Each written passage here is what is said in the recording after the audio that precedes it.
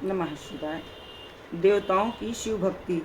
प्राचीन काल में नर्मदा के पावन तट पर देव और दानव दोनों ही आनंद से निवास करते थे।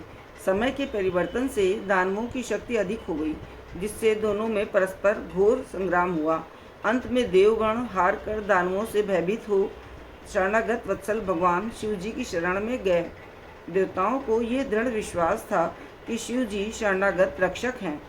वे शरणागत को कभी नहीं त्यागते, अतः शिव जी को किसी तरह शीघ्र संतुष्ट करना चाहिए। इसी बीच देवगुरु बृहस्पति बोल उठे, देवगणों, तुम दानवों को परास्त करने वाला यज्ञ करना चाहिए, क्योंकि यज्ञ से ही प्रभु संतुष्ट होते हैं। बृहस्पति की बात सुनकर ब्रह्मा जी बोले, दानवों के भय से हम सबको तो मंत्र ही नहीं याद आते।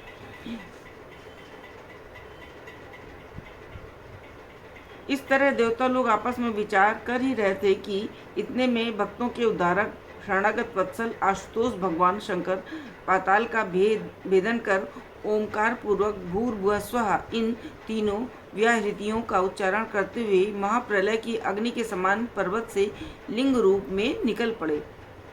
करोड़ों सूर्य के समान प्रकाशित आदि अंतरहित ऐसे श्रेष्ठ लिंग का अब तक किसी ने कभी दर्शन नहीं किया था।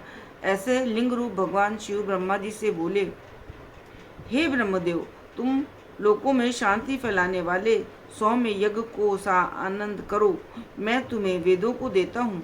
तदंतर ब्रह्मा जी ने भगवान की आज्ञा पाकर लोकों को शांति प्रदान करने वाला सौम्य यज्ञ किया। ऐसा करने से देवताओं का बल बढ़ा देखकर दैत्यगण उनके भय से दसों दिशाओं की ओर भाग निकले। ओंकार के प्रभाव से सभी देवता निर्भय हो गए। फिर महादेव जी का पूजन कर वे आनंद पूर्वक स्वर्ग को चले गए।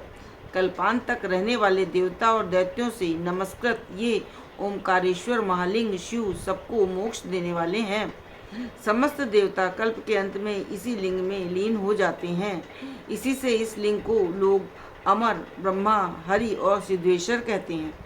नर्मदा तट पर विद्यमान मार्कंडेय लिंग पहला और दूसरा है अविमुक्त लिंग, तीसरा है केदार लिंग और चौथा है अमरेश्वर ओंकार लिंग और पांचवा महाकाल लिंग। इन पवित्र पांचों लिंगों का जो प्राणी प्रातःकाल उठकर स्मरण करता है, वो सभी तीर्थों का फल पाकर शिवलोक में पूजित होता है। यथा सर्व तीर्थ फलम प्राप्य शिवलोके महीयते।